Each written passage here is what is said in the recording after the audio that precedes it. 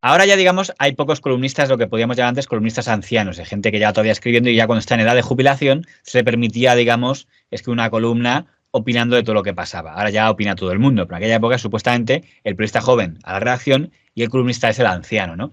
El País tenía un único columnista diario, que se llamaba don Eduardo Aroteclen, y, por ejemplo, la ABC tuvo durante una época a don Carlos Semprún Maura. ¿Y por qué cito estos dos nombres? Porque ambos tenían una evolución muy curiosa.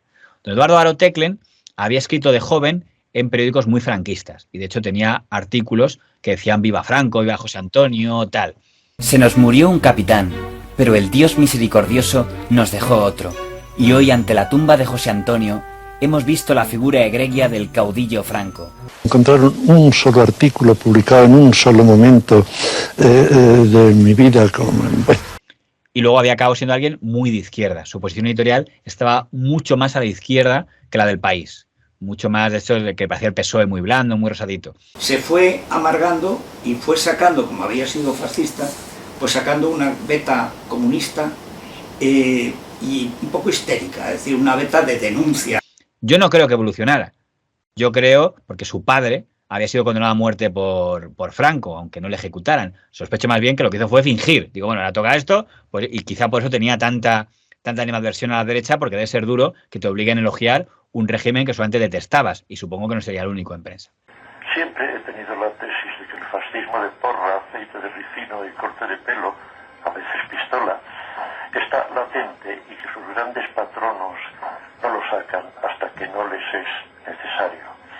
El lenguaje, el estilo, la agresión moral, la amenaza propias de la extrema derecha están representadas legalmente por el Partido Popular. No les hace falta más por ahora. Carlos Semprún Maura, al revés, él en su juventud había sido comunista, había estado en la cárcel durante la dictadura de Franco, pero luego se había desengañado y se ha vuelto ultra anticomunista, hasta el punto de que su posición sería lo que, aunque no me gusta ese término, lo que hay que decir de extrema derecha, por lo menos muy de derechas. En su última etapa, ahí escribía en ABC. Vapuleas a Carrillo, vapuleas a Enrique Mújica, vapuleas a Tuñón de Lara, vapuleas a Aroteclen. Sí. Me meto con mis viejos camaradas del Partido Comunista, me meto incluso con viejos camaradas del Frente de Liberación Popular, me meto con muchísima gente, pero al mismo tiempo tengo sobre todo buenísimos recuerdos. ¿Cómo se lo ha tomado tu hermano Jorge, que en aquellos años se llamaba Federico Sánchez, y luego terminó de ministro de Cultura? Pues no se lo toma muy bien, no se lo toma muy bien. Y por supuesto, se atacaban mucho mutuamente. Otro que decía, el fascista de Semprún, y Semprún llamaba el momia de Aroteclen, que era el mote que tenía habitualmente. También Jimeno Santos llamaba la momia y Carmán le llamaba la momia. Si todos llamaban la momia del País, era el señor Aroteclen, que ya falleció.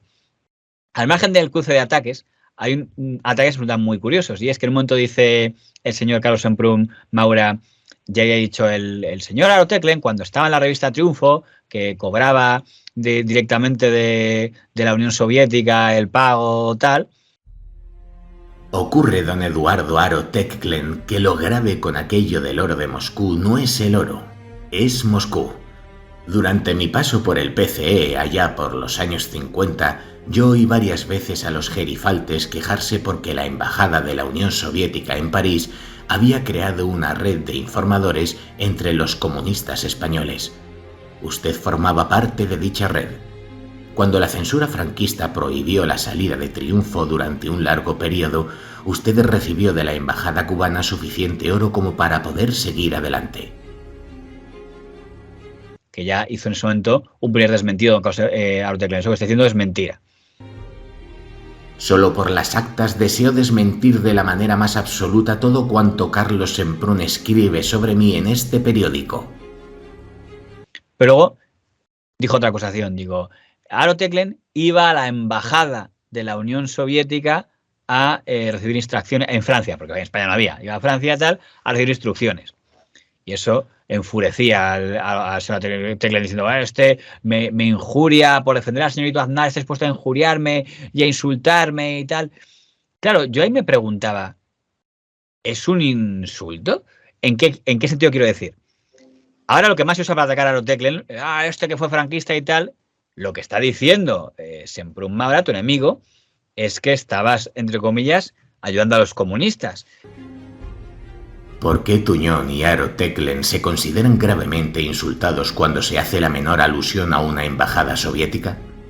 Ya sabíamos que en la lucha antifranquista estaban en la sombra, en la retaguardia, pero algunos pensaban y nos decían que eso se justificaba porque hacían otra cosa. Pues por lo visto no hacían nada. ¿En tu punto de vista eso no sería positivo?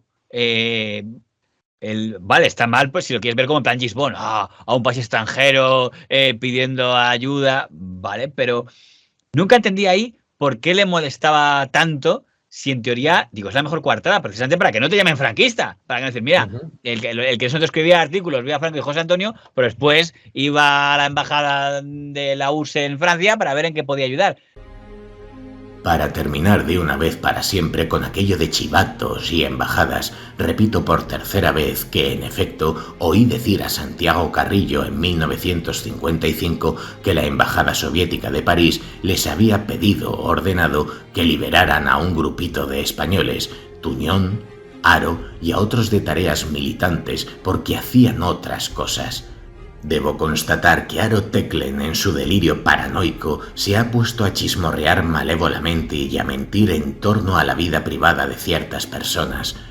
Además de ser de muy mal gusto, es arriesgado porque ¿y si un día alguien furioso se pusiera a contar la suya?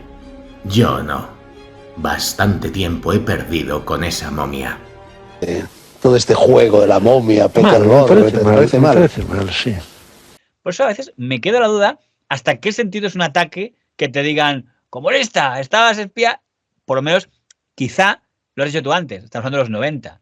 Igual no es la perspectiva que habría ahora, en el 2020 y tantos, si te dicen a alguien que le acusa, no es ningún insulto que alguien que diga que fue comunista cuando ser comunista estaba perseguido en España, como igualmente la Unión Soviética estaría perseguido no serlo. Creo que cada país tiene su historia. Cuando leo a veces Carlos Semprún, que estaba a sueldo conmigo de la embajada soviética, siento un cosquilleo que en otros tiempos hubiera sido indignación. Ya nada. Finalmente CS ha aclarado que lo oyó decir.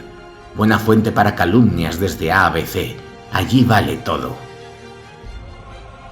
Entonces, no es resisto a preguntar esta figura de los dos ancianitos cambiantes que se dedicaron, no te exagero, como 10 columnas cada uno a poner a parir al otro. Bueno, lo que dices tú hay que ponerse en el contexto y en la situación y en la época.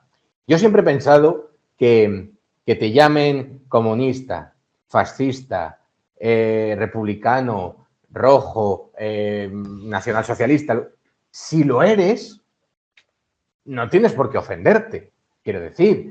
Y si en una época tuviste que ocultarlo porque era algo perseguido, y lo que te están diciendo es precisamente, sí, vas de esto, pero luego en realidad lo que estabas haciendo era esto otro.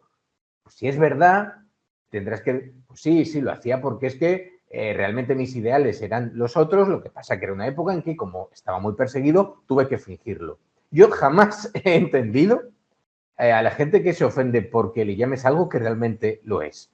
Porque a lo mejor suena fuerte o es políticamente incorrecto decirlo. Bueno, pero yo creo que si uno tiene unas ideas, debería defenderlas hasta el final. Como ahora mismo, la gente que pretende ocultar, porque ahora parece que, bueno, que no está muy bien visto decir que eres católico y ahora, pues eso, los que lo son es de, no, bueno, sí, te lo dicen, no, sí, yo creo en Dios, soy católico, pero, oye, pues dilo bien alto. Algunos de mis hermanos que conocían a algún amigo que no se vea mucho el crucifijo y tal, no sé qué, tal. Y bueno, sí. Se supone que lo eres, no te tiene que avergonzar. Efectivamente, yo de hecho, yo lo soy y no me avergüenzo de nada. De hecho, muchas veces, no sé si te habrás fijado, yo llevo un crucifijo en el cuello porque, no sé. Un término que le molestó mucho a Semprún es que le llamaron chivato. O sea, Haro Teclen diciendo no sé cuántos, y el señor Semprún, el chivato de ABC. ABC no tiene desperdicio, como dicen del cerdo. Martín Ferrand mira a Aznar como una reencarnación de Maura, el abuelo de Semprún. No hay que olvidar a Carlos el chivato, el acusica, también en ABC, tan integral. Y no es que respondiera él, respondió un grupo de los antiguos comunistas que habían estado en la cárcel con Carlos Semprún diciendo ¿cómo se atreve a Haro Teclen a llamar chivato tal? A los abajo firmantes les sorprendió desagradablemente la lectura de una nota firmada por uno de sus colaboradores habituales en la que se calificaba a Carlos Semprún de chivato. Todos nosotros hemos colaborado estrechamente con Carlos Semprún en diferentes momentos de la lucha contra el sistema político anterior, colaboración militante que se ha transformado, con el paso del tiempo, en amistad y respeto mutuo a pesar de las diferencias de opinión actuales. Por eso consideramos el adjetivo utilizado por el autor de la nota como inadecuado por falso. Creíamos que el método consistente en levantar falsos testimonios para desacreditar al contrario había dejado de tener curso entre la ciudadanía demócrata.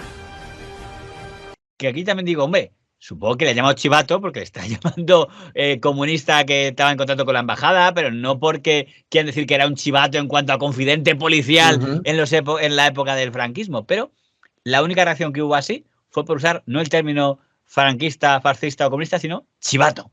Eso sí lo entiendo. Sí entiendo que te ofendas porque te llamen chivato. Eso perfectamente. Lo justifico que te ofendas por ello. Porque si no lo eres, mal. Y si lo eres, no te gusta que te lo llamen. Entonces, comprendo perfectamente que la reacción viniese por el término chivato.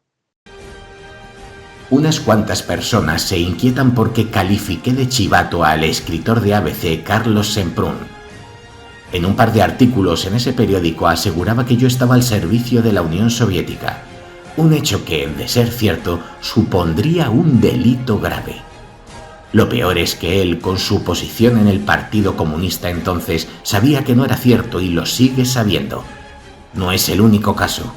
A uno de los firmantes de la carta, Ricardo Muñoz Suay, le acusaron los hermanos Semprún de confidente de la policía franquista en el momento del caso Uninzi, productora de cine de su partido, y así me lo dijeron a mí para que tuviera cuidado y no me aproximase a él.